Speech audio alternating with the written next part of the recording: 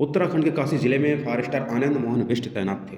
5 जून 1972 के दिन आनंद की पत्नी सावित्री देवी को एक बेटा होता है और उसका नाम रखा जाता है अजय बिष्ट। सरकारी नौकरी के कारण आनंद मोहन बिष्ट का इधर-उधर ट्रांसफर होता रहता था। इसी वजह से सावित्री अपने बेटे अजय और अपने फैमिली को लेकर उत्तराखंड के पंचूर, पौड़ी, गढ़वाल गांव में चली जाती है, जो उनका पैतृक गांव था। और यहां पर कक्षा 12 की पढ़ाई के बाद गवर्नमेंट पीजी कॉलेज कोटद्वार में अपनी शिक्षा पूरी की। और यहीं पर उनके कौशल्य का देवर सिस्टर जयप्रकाश भी पढ़ रहा था उसी स्कूल में, और वो कम्युनिस्ट पार्टी एसएफआई का मेंबर था। जयप्रकाश ने अजय को एसएफआई में ज्वाइन करने के लिए बिल्कुल मना लिया था, लेकिन एक विद्यार्थी प्रमोद कुमार रावत के कहने पर आरएसएस को ज्वाइन कर लिया, जिसका नाम अखिल भारतीय विद्यार्थी परिषद था। साल 1992 में सेक्रेटरी स्टूडेंट यूनियन के चुनाव पर लड़ने की इच्छा जताई, लेकिन एबीवीपी ने टिकट ही नहीं दी, और उनको चुनाव लड़ने का इतना शौक था कि वो निर्दलीय चुनाव लड़ गए। लेकिन इस चुनाव में अजय को पूरी तरह से हार का सामना करना पड़ता है और वो 6वें नंबर पर आते हैं। इसके बाद अजय ने ऋषिकेश के पंडित ललित मोहन शर्मा कॉलेज और ऋषिकेश में एमएससी मैथमेटिक्स का एडमिशन ले लिया, और तभी से ऋषिकेश से गोरखपुर के महंत अविद्यानाथ से मिलना जुलना उनका हो जाता है। महंत अविद्यानाथ ये दूर के उनके चाचा लगते थे, और वो गोरखपुर के एमपी भी उस समय थे। जहाँ कांग्रेस सरकार है, अभी वहाँ पर इतवार को छुट्टी होती थी, आपने शुक्रवार को छुट्टी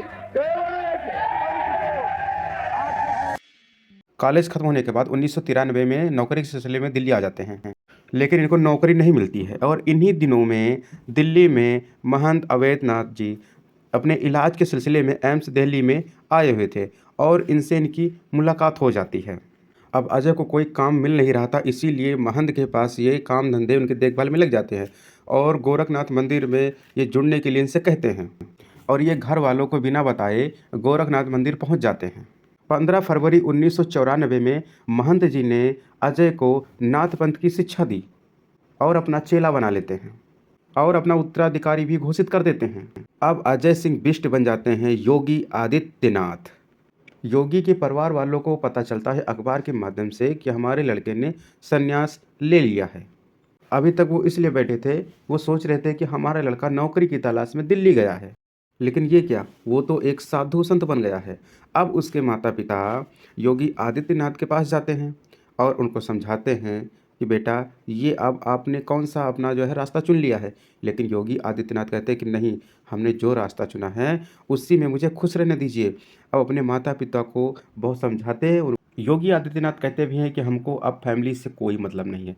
अब योगी आदित्यनाथ कुछ साल के बाद अपने घर वापस जाते हैं। जो साधु की रस्म होती है भिक्षा मांगने वाली अपने घर पर, वो भिक्षा मांगते हैं और पूर्ण रूप से साधु संत बन जाते हैं। नाथ परंपरा के अनुसार भगवान शिव स्वयं इस परंपरा के संस्थापक थे।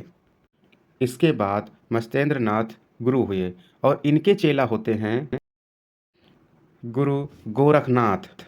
गुरु गोरखनाथ ने सारी विद्याओं को संगठित किया और एक साथ लेकर आए। नाथ संप्रदाय के प्रचार के लिए नाथ पूरे देश में प्रचार करते हैं, जहां गोरखपुर में तपस्या की थी। इसके बाद एक मठ की स्थापना कर दी। आगे चलकर गोरखनाथ पीठ बनता है, इसी नाम से गोरखपुर जंक्शन भी बनता है। गोरखनाथ की परंपरा निर्गुण धारा की थी, एक अखंड धूनी जलती थी। ये वो मठ था जिसकी दीवारों पर गोरखवाड़ी के साथ साथ कबीरवाड़ी भी खुदी हुई है।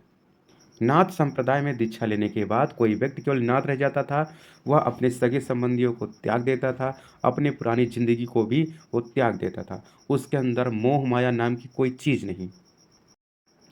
और यहाँ पर एक बड़ी संख्या में मुस्लिम, मतलब नाथी मुस्लिम भी थी, जहाँ पर पूर्वी उत्तर प्रदेश में ये संख्या कुछ ज़्यादा मिलती है। ये भी गांव में घूम घूम कर, देश में घूम घूम कर मांगते खाते थे। इसके बाद वर्धनाथ संप्रदाय में, उसके बाद रामचंद्र नाथ, बालकनाथ, और जो संतोष नाथ, गंभीर नाथ, इन सभी संतों ने मठ को संभाला। इसके बाद चुनाव लड़कर जीत जाते हैं। तो वीडियो कैसी लगी तो चैनल को सब्सक्राइब जरूर कीजिएगा, लाइक शेयर कमेंट जरूर कीजिएगा।